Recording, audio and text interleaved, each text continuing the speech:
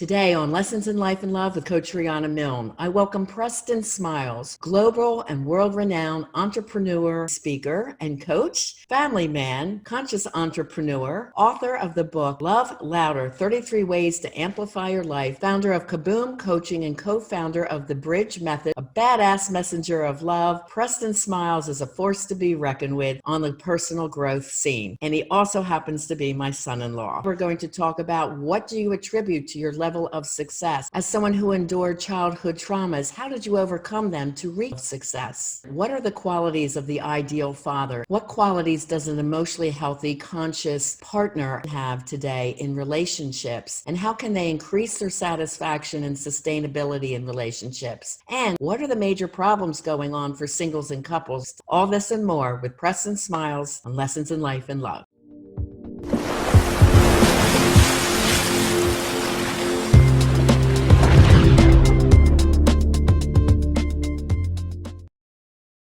Hello, everyone, and welcome to Season 4 and Show 93 of Lessons in Life and Love podcast.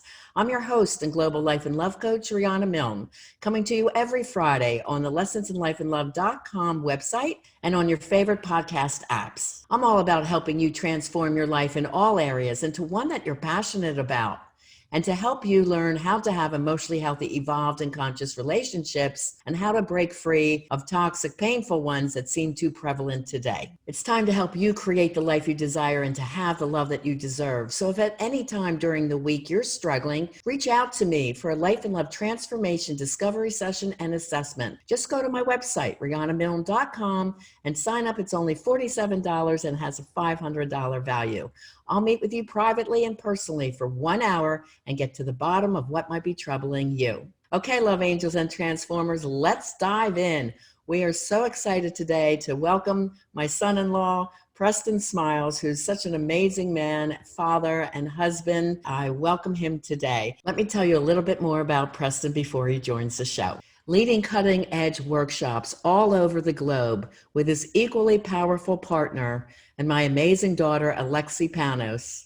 Preston has won awards like the Millennial Mentor of the Year. Preston's on fire, like his huge personality. Mr. Smiles has been featured on some of the biggest podcasts and in media platforms around the world, such as Impact Theory and School of Greatness, along with touching the hearts and souls of thousands of people daily through his provocative social media videos and writings. As author and speaker Jack Canfield of Chicken Soup of the Soul and Reverend Michael Beckwith of The Secret and many other powerful videos and books has said, Preston Smiles is just unstoppable. Welcome to the show, Preston. Hey, Preston, so good to see you again. How you doing? Amazing. Yeah, it's been a couple of days, but good to see you. Only been a couple of days. It was so great being out in LA visiting with you and Alexi and the twins. Finally get to meet the twins with COVID going on. We were concerned about their safety, and I had to put that trip on hold for a while. But I came out all in scarves and masks and glasses and goggles to make sure these babies were safe. So really good to see you again. And thank you so much for taking the time to talk to my listeners of Lessons in Life and Love. I know they've been excited to have you come and talk with them. They know a lot about you, but for the new audience that may not know about Preston, they heard your wonderful introduction. And I'd love for you to tell them a little bit about what do you attribute to your level of success? How do you define success? And Yes. So I was just having a conversation with this and even just thinking about it while I was sitting outside in the sun with my shoes and socks off, feet in the grass, just allowing the sun to feed me. And nice. I'm currently doing a water fast. And I was thinking that those things, right, making time every day for me has attributed to my success. And the time, right? So we slow down to the speed of wisdom, right? We live in a fast-paced, low-touch sort of society where everything's sort of moving fast. And that's one of the beautiful things about COVID-19 is that it's forced people to slow down a little bit. However, I think the first reason why I'm experiencing success is because I redefined it for me.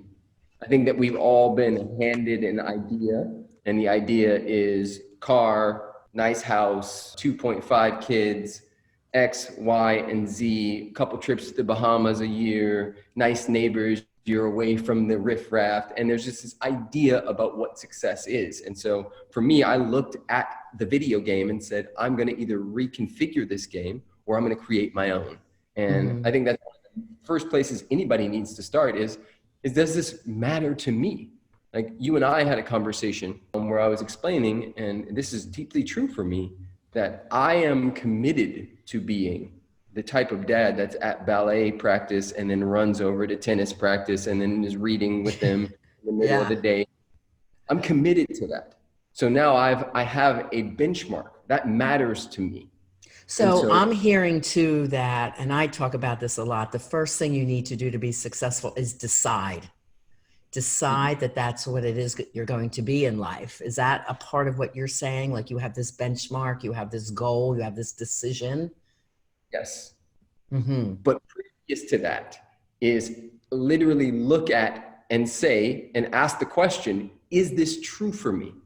Because I think a lot of times so many people come to me and they say, I want to become a successful coach. I want to become. And I ask them, oh, it's not about becoming. It's about revealing what's already here. And why do you want that? Because if you want it to be famous, if you want it to be looked at and finally validated by your mom or dad or sister or brother or the person who called you fat or that person who called you a faggot when you were 9 years old, then that is going to be empty when you get it. It has to, for me, it has to be a calling, right? We have to look within. The higher purpose. Yes. So re-looking at what matters to the self and then deciding, and then number 2 or number 3 in this case would be designing, right? Really designing the life. And the design part is about separation. So I say elevation requires separation. So a perfect example of that is when I met your daughter. I was 33 and had just moved in.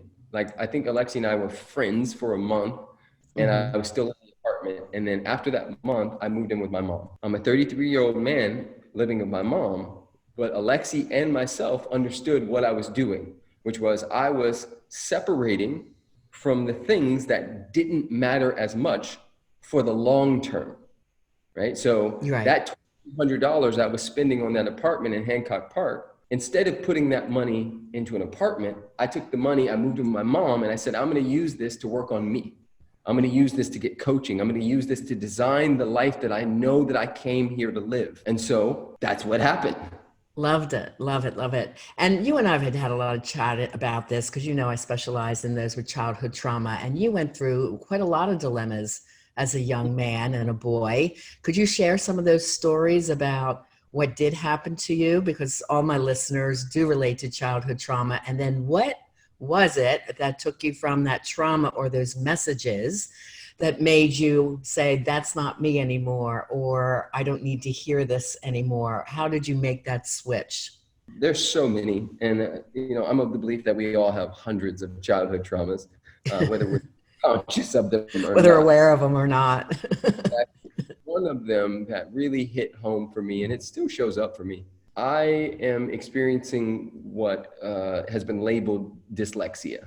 But in the 80s and early 90s, the school system wasn't as, let's say, interested in figuring out what wasn't working for me. And so I was about 7 or 8 years old when they took me from the normal class with all of my friends and walked me over to the bungalows with the mentally ill children. And I'm pretty crazy, but not in that way. And I made up a story about myself in that process because the school system nor my parents really explained it well. They didn't say, hey, Preston, you're a genius in all these areas that we tested you in. However, when it comes to learning and reading and these standardized tests, you don't do well in them. So we're going to put you in this class with these kids that are playing with blocks. They didn't say that. They didn't have the consciousness or the paradigm to take care of me in that way. Right. And so I made up a story about myself that I was dumb, that I was stupid, that I was less than, that I was not worthy of anybody's time. And so if you can imagine, affected absolutely everything in my life. And I do know. I worked at the elementary school as a SAC counselor, student assistance counselor, working with those kids, whether they had special needs or labeled and identified as ADHD, oppositional defiance, the kids that had to be pulled out of the classroom, and all of them felt different. They weren't good enough. They couldn't be like the quote normal kids. And that was very sad. And we did a lot of chatting about that and how special they were. And it's very important, I said, for each child to find their special talent and where they felt that they excelled. So we worked a lot on that. Where did you take those messages? How did you transform them? I definitely went what some would call the wrong way. I don't call it the wrong way. I just went down a path A bit of a where bad boy, Preston? Were you? Uh-oh, you're talking to your mother-in-law here. No. I went in a different direction. And it wasn't until one of my best friends was shot and killed on a night that I decided not to go. And this is my first understanding of intuition. That was like the big wake-up call for me. Mm-hmm. And my dad made some calls and sent me to Pittsburgh, Pennsylvania to go to a high school with a woman by the name of Shirley Russell, who's one of my moms and amazing to this day.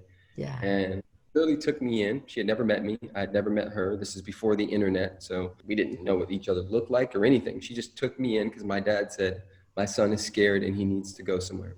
Mm. And I ended up going to a very wealthy high school just outside of Pittsburgh in a place called North Allegheny. At that school, I was the only Black male in the school.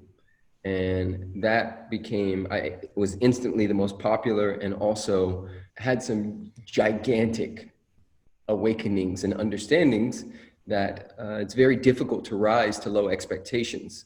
And what I recognized was that the kids at my former school were drinking, smoking weed, doing stupid boy stuff, and going to jail. And the kids at this new school were doing the exact same thing, and they were all white kids, but they were going to Yale. And so that distinction and that difference sort of opened up a world in my mind where I realized and recognized that there was a system set up for me and all of my friends to fail. You talk a lot about the system during the Black Lives Matters rallies and campaigns. You're out there speaking a lot and writing some very profound and meaningful messages about trying to understand, you know, what you would have gone through versus me and my culture and what we would have gone through. So we really do appreciate those messages. Absolutely. Yeah. That was enough to open up some space. And that ended up me going to college. And I cheated my way through college, all the way through. And you did. Every single test. And this is an important distinction or thing to talk about, because although my location changed, the trauma that lived inside of me was still there. Mm-hmm. And so I always felt like an outsider and an imposter. And so I would study nonstop in college and then still cheat because I had to win. I had to win because I knew, air quotes here, that I wasn't like them, that I wasn't smart like them. And so I had to work harder and cheat to beat the game and the system. Interestingly enough, on my last year of college, my mom called me and she said, "Baby, I know that you went to school because of me, and I'm thankful for that. But I want to ask you something." I said, "Yeah, Mommy." She said, "If money was an object and you could actually follow your dreams, what would you do?" I said, "Well, I would be an actor. You know, you put me in that acting camp when I was younger and I loved it and I excelled." She said, "Well, I want you to do that. I'll help you and be there for you no matter what." And that confidence had me walk into a theater on campus, and I auditioned for a play called Love Letters, and I got the lead role. That's great. Yeah, the person who directed that and was over the theater department said, "Young man, you have extreme talent. I want to take you under my wing and help you get into a graduate school." And so that's exactly what he did. I ended up getting into a bunch of schools, and I chose Louisiana State University and decided on day one that I would not cheat one single time, just to see what I was made of. Sure. And there was 9 of us in the class, 3-year program, and only 2 people graduated with a 4.0, and I was one of 2. Yes. No, that's wonderful. And I know you love the acting, and that that experience of acting lends a lot into your stage performance today and your video performances. Then you were into acting, the modeling as well. I got to finally see your portfolio from Wilhelmina. What a gorgeous guy and all your outfits. And when did the modeling open up for you? When did that happen? I graduated, moved to LA, and instantly booked a couple jobs. And on the jobs, there was a job I booked with a company called Tilly's. And everybody on that job was a Wilhelmina model except for me. They said, oh man, you need to be with Wilhelmina. You'll get more jobs, X, Y, and Z. And so they introduced me to their person. Their person was like, yes. And then the rest is history. And I was modeling and acting in LA, but I got sick. I had a heart condition come up when I was 25. Oh. And that's the reason I'm here today. I'm standing here today because of the heart condition. The heart condition scared me enough to make me want to study and think differently and to question the system, even around food.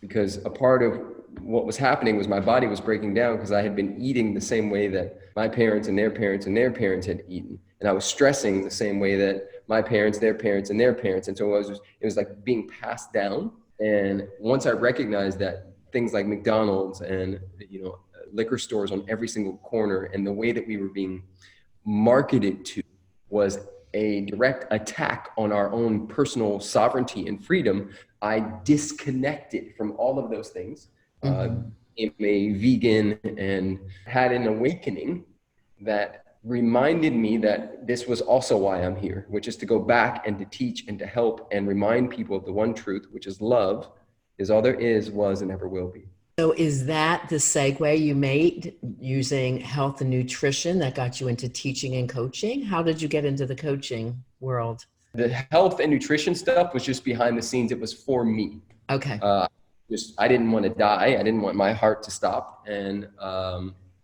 that was for me. What was also happening at that time was my girlfriend at the time, her mom heard about it.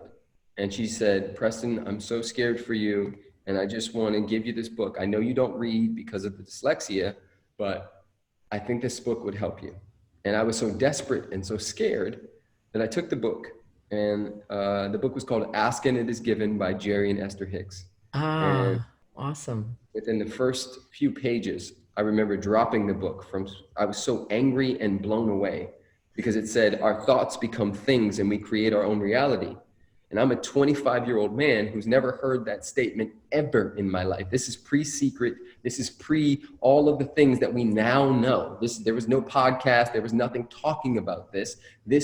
Nobody I knew on the planet talked like that. And the spirituality concept. Now, they were also into A Course of Miracles. So did you learn that philosophy? I did. Yeah, I love that philosophy. It's one of my favorites. Learned that also in my young 20s. Yeah, you did a lot very early and passed that to your beautiful daughter. Yeah. I didn't have that same experience, but it was powerful when I did wake up. So I love that story. And then to go into coaching, so you became spiritual, and then you learned about personal transformation, not only for yourself and then others.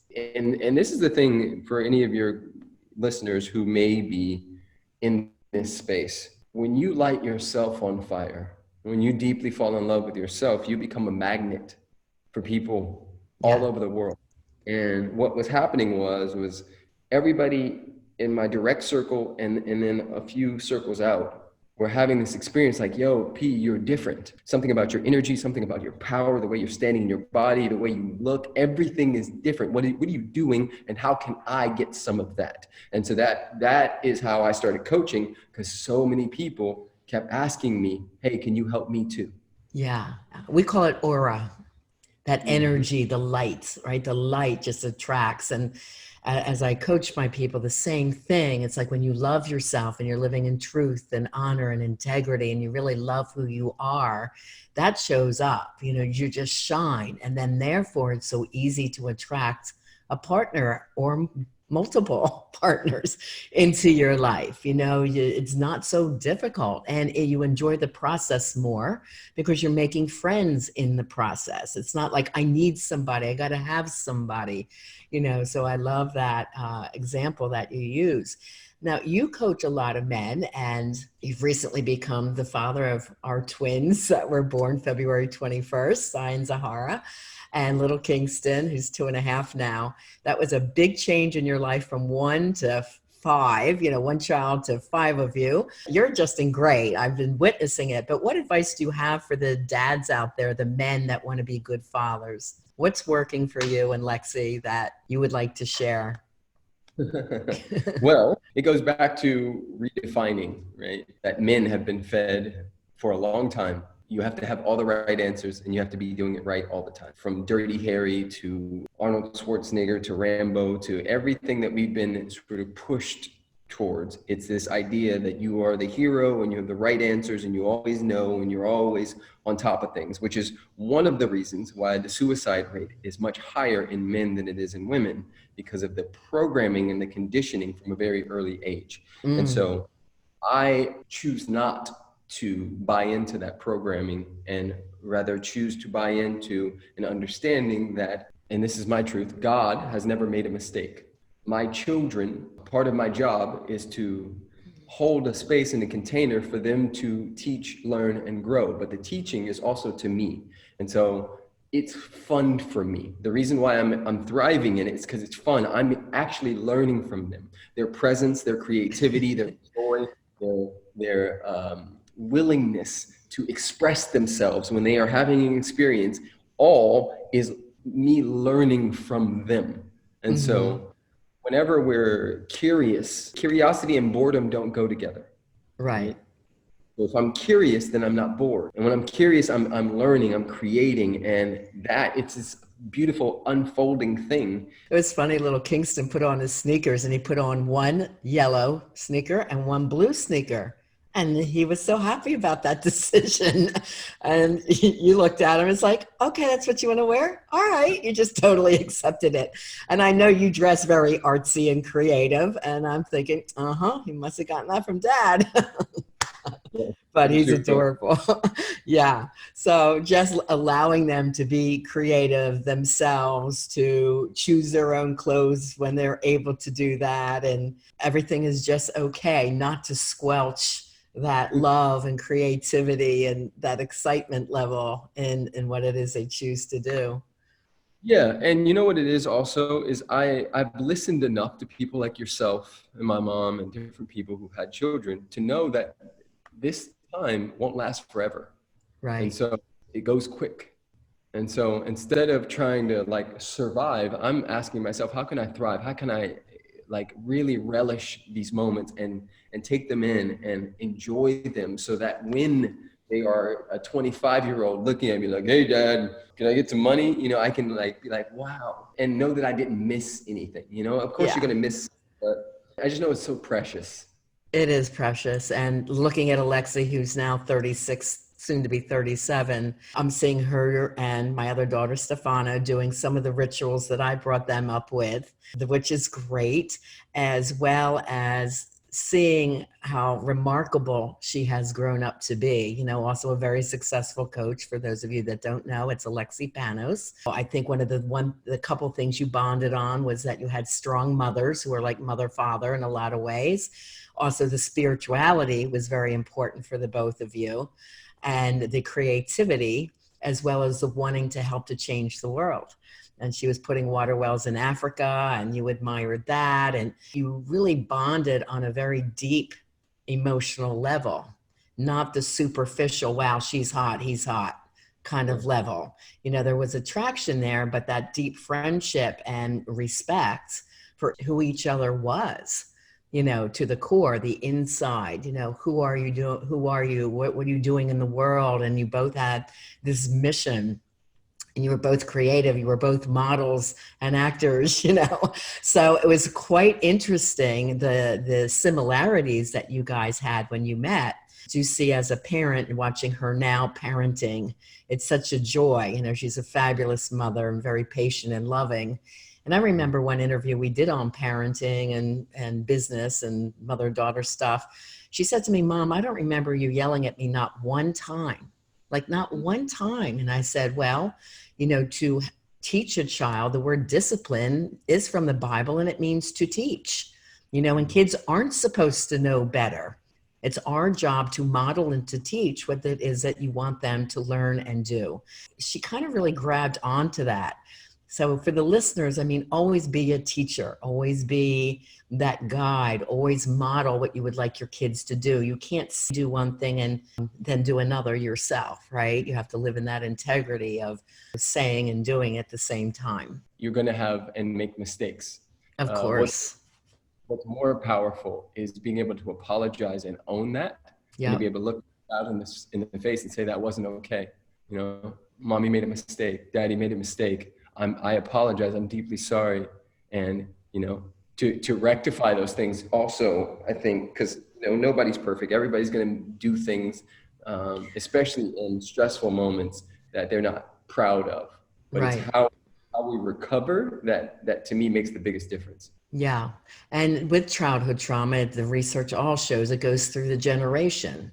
So, of course, your parents came from some childhood trauma, so they may be acting out from some of their emotional wounds. And, so it goes through the generations. The best that we can do is to become consciously aware and really work on ourselves and constant growing through personal transformation, reading, learning, coaching, and become the best that we can be. Yes, we're going to make mistakes, but that's part of the learning and the growing, for sure.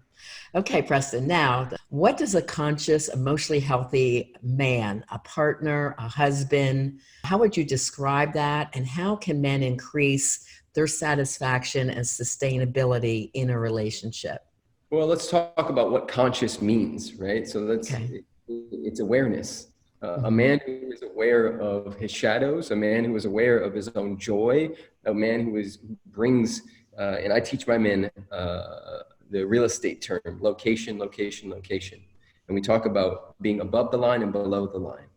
When we're above the line, we're in curiosity, we're in our love, we're in our joy, we're in our peace, we're in our abundance. When we're below the line, we're defensive, we're shut down, we are in fight, flight, freeze, and appease. And what I remind them is that it's impossible not to go below the line.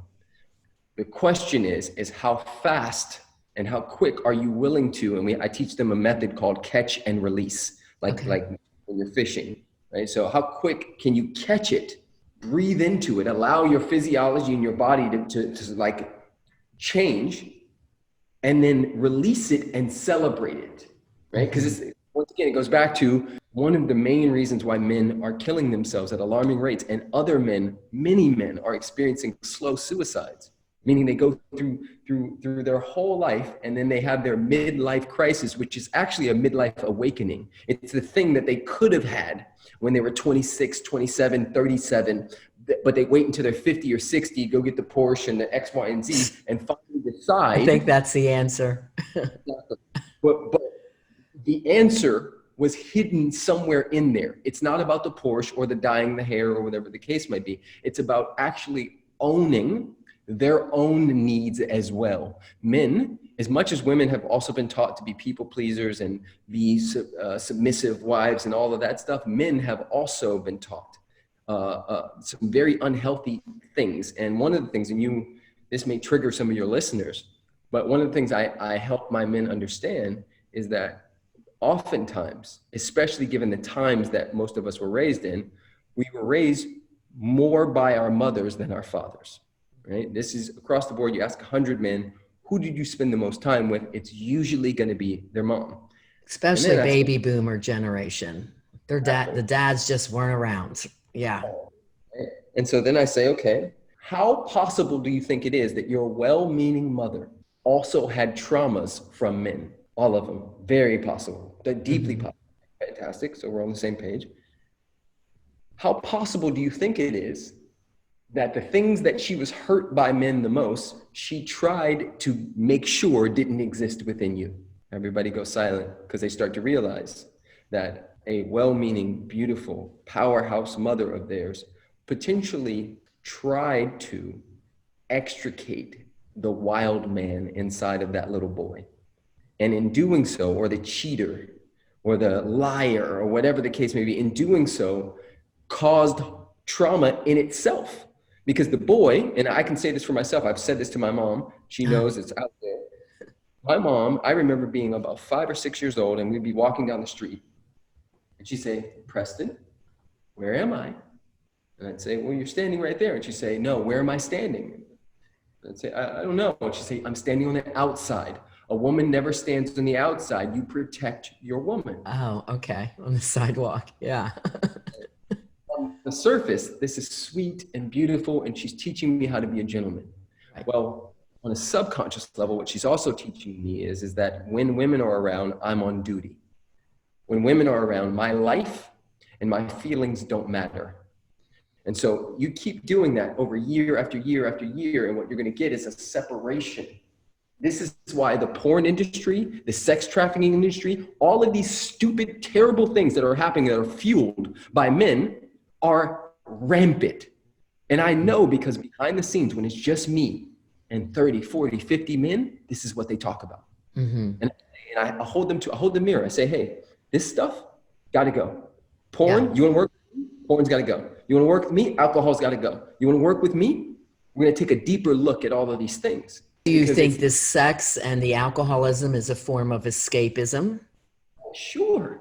Okay. Absolutely. These are a bunch of neutered men who have the job, have the title, have the money, but what they don't or they haven't accessed in a long time is that part of them that is a wild man, that part of them that is untamed and free. And so what happens is you lock a little boy in a cage and say, big boys don't cry, and big boys are gentlemen, and big boys are this, and big boys are that. After a while, that big boy, when he's old enough, this is why the priest and all these people were molesting little kids. When you restrict somebody, something's gonna burst out of that restriction. And so as a society, we have something to do here. That's why your work is important, why my work is important. All of us are holding one piece of it, saying, hey, let's heal together. Because we don't want, I'm the biggest advocate for all of these things going away. The question is how? Right. Now, do you think that it's the training of, I know you did say it, big boys don't cry, don't talk about your feelings, be a man, don't be a sissy. You know, you're not allowed to cry. You're not allowed to talk about these things. And they have to keep all those feelings inside to be the strong one, you know, to be the boy. And then when they become men, they're not in touch or comfortable with sharing their feelings. They feel embarrassed to talk Correct. about their feelings. Like, that makes me look weak. How can I say these things? So I do a lot of re-education and communication when I have a couple come to me, because the men either are passive aggressive, they shut down, but then they have anger because they're not allowed in their minds to express. And their women are pushing them like, well, can't we talk about this? Can't we? And they're pushing and he's retracting. So there's a whole new dynamic of reteaching and retraining. And I'm sure you do that with your men. Where do you see the happiness level? Where does it start evening out for your guys?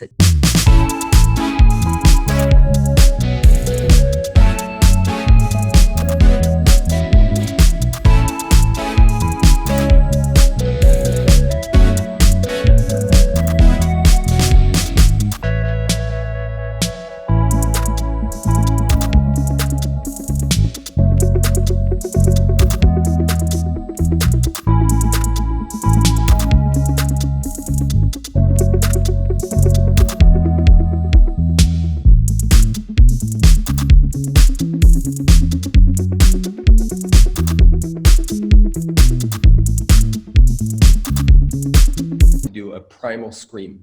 So they're to go somewhere in nature, take their shoes and socks off, and if they can, and scream at the top of their lungs, beating their chest, just allowing the energy, because energy is neutral. It's neutral until we name it. The body is a living library that stores every trauma that we've ever been through. And so if these traumas are stored since 6, 7, 8, 9, 10, 15, 20, 23, 27 in the body, what I help them do is to start taking some of those things out of the body through these practices. Now, by the time they get to the end of my program, this is not even the same person who walked in, because that, along with re-looking at the things that they've learned, their limiting beliefs, doing practices like blessing 5 men in their space, like actually doing clearing calls with people who they have energetic ties to that they haven't cleared. All of these things are a part of what we call above the line man. And so it's a process. Conscious awareness, Right. And dealing with any of that past pain and not letting it sit inside of you anymore, freeing you from that. That's beautiful. What do you think is a top issue going on between couples and singles today, that they're struggling so much with love, finding love, in love relationships? What is the major deal out there? And is it different for millennials, people in your age group versus the baby boomer group? What, in your opinion, is going on? I think that a lot of people suffer from selection anxiety, where they think that there's always something better. And the moment something comes up that doesn't fit into their current paradigm, that they want to run away. Whether you're single or in a relationship, this shows up a lot. And what's under that is this idea that they're right about their paradigm. They're right about the way they think and view the world. And right is subjective and relative. We become powerful when we can look at, detach, disassociate from the idea about he needs to be tall, he needs to be funny, he needs to have this kind of job or X, Y, and Z, and ask ourselves, what is the universe bringing to me? Because out of 7.7 billion people, if this person's in my space, that's a miracle. What are they here to teach me? What am I here to learn from them? Do I need to go on a journey with this person for 4 or 5 years, and then they set me up for the person I'm meant to meet? Well, the current paradigm that we have is like every person has to be the one. Well, yes, they are the one, and they're the one for now.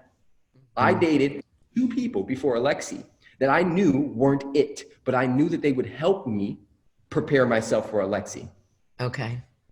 Do you think, and I try to have my clients think more in this way when they're out there dating, you're there to meet new friends. Just relax. Don't put the pressure on yourself. Is he the one? Or on the date, are they the one? Where you're showing up and you're so intense and you're so nervous. No, why? Why be nervous? You're just meeting a new friend. Keep it light, keep it easy, And then if something evolves from that, that's great. And if not, then at least a beautiful relationship can blossom from that. I've had relationships with the opposite sex that have lasted years and years and years because we started as friends and we remain friends, and that's great. So you have love in different stages, right? Love is all around. So it doesn't have to be only save all your love for this one primary person. Give your love to your friends, your male friends, your female friends. And when you're in that loving zone, then it's easier to attract that romantic love as well, right? Okay, awesome. So tell us a little bit about the programs that you offer. You can give us a summary of those, how people find you, and what would they learn in your programs? So I have a few different programs. I have a program called Amplify, which is about raising your vibration and manifesting the life of your dreams. Okay. That one is timetoamplify.me, and it's 8 weeks, and it's absolutely amazing. It's practicality meets spirituality.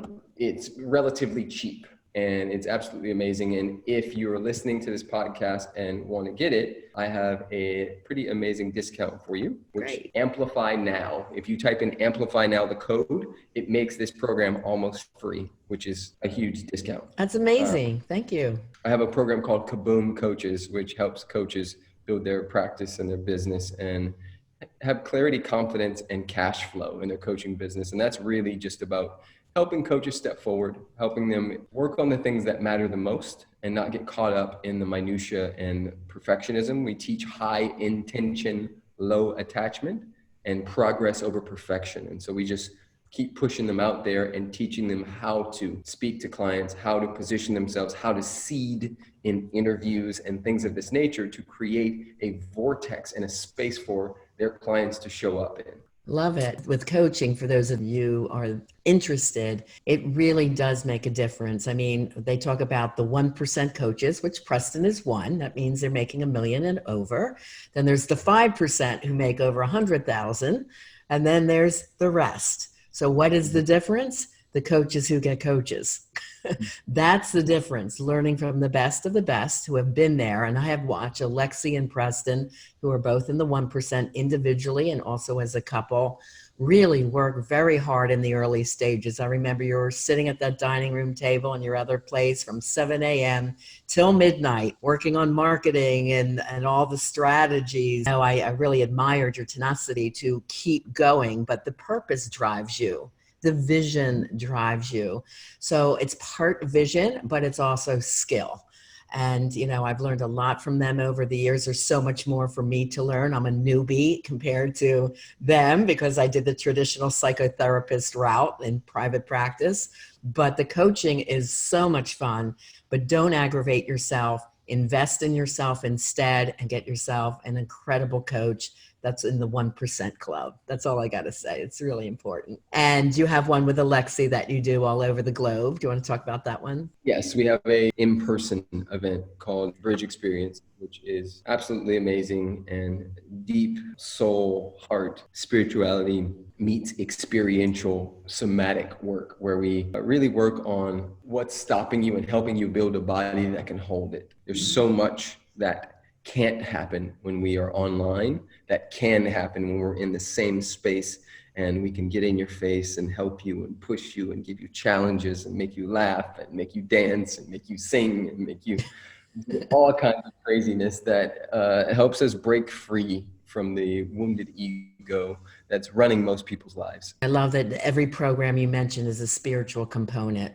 And my folks that work with me also know they often come to me with no sense of spirituality, but that is such a key part of healing the trauma wounds and taking that risk along with intuition and growing the confidence. Having that spiritual piece is like so important to growth, change, and transformation. So Preston, where can they find you if they want to reach out to you and ask you further questions about your programs? PrestonSmiles.com has all of those things on it. So PrestonSmiles.com or at Preston Smiles on YouTube, Instagram, Facebook, the whole thing.